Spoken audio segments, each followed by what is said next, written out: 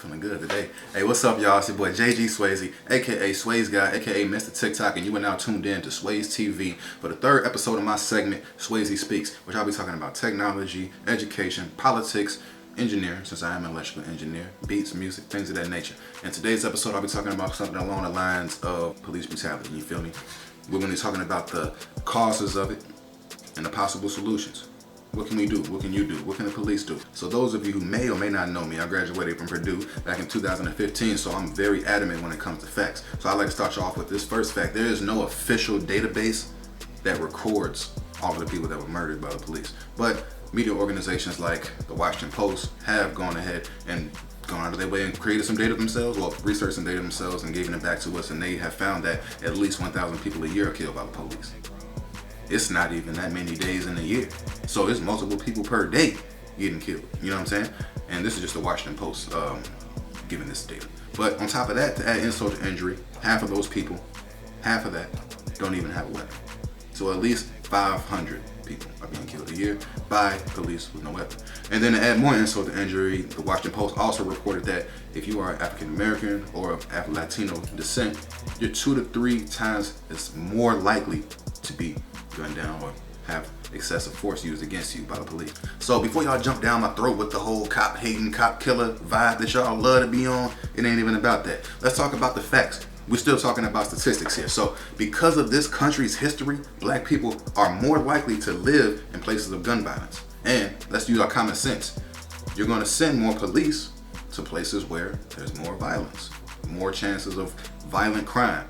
So therefore, in these communities that we're living in, which we have been subjected to poverty and oppression and systematic oppression, you know what I'm talking about. So I'm not even gonna get into that. But what I will say is, if there's more crime, there's gonna be more police presence. And if there's more police presence, of course, there'll be more of a higher chance of there being violence enacted by either party. You know what I'm talking about? Jennifer Eberhardt of Stanford University started working with the Oakland Police Department back in 2014 to study stop and search. So this is where it gets real, right? The data showed that 2,800 people were pulled over the course of the time frame of the data being collected. And it also showed that black people were more likely to be pulled over than white people, regardless of the fact that neither had the likelihood of having more weapons or illegal substances than the other. And it also showed that black men were 4 times as likely to be pulled over as white men. So my question is, why is that? So now that I gave y'all a small idea of what's going on the grander scheme of things, a bigger study showed that over the course of maybe 28 states, I want to say it was, 28 million people were stopped, searched, and frisked, and they studied that,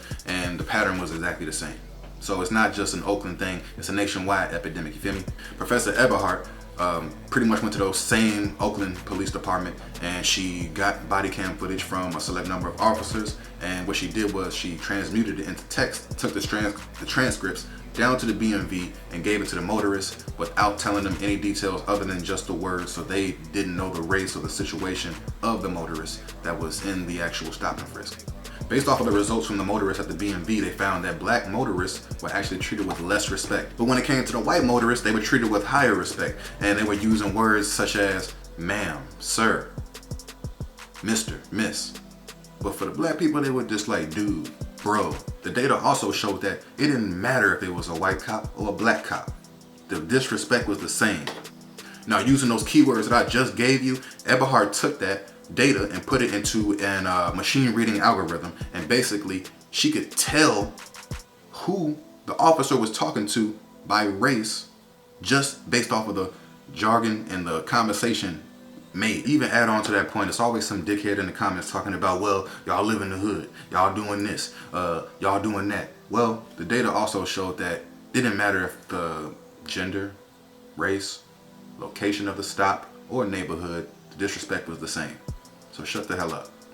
Now, they were calling this brother because he has a specialty in implicit bias training. So implicit bias is pretty much a subconscious bigotry that you may have of something. For instance, walking down the street and you see a black person and you cross the street just because you feel some type of implicit or subconscious fear of them. You don't know that person. You don't know if he's a working man, a businessman, an engineer, a doctor, or a robber. You just unintentionally, subconsciously jumped into that because of the image that's been depicted of the black man through media, through music, through books, through everything. So Professor Goff said one of the biggest things is teaching them what implicit bias is. And a lot of police officers believe it's just a bunch of bullshit for you to sit here and call them a bigot. So with that being said, implicit bias can be class, race, gender, neighborhood. Failing to realize any of that can mean your ass to die, period. So the professor was trying to get them to understand that, but people, you know how it is. You join a new religion, or you learn a new trait, or you do something that you feel should be good for you. After a while, it don't stick. You go back to your old ways. You think the police are really gonna stick to something that they went to once a week? No.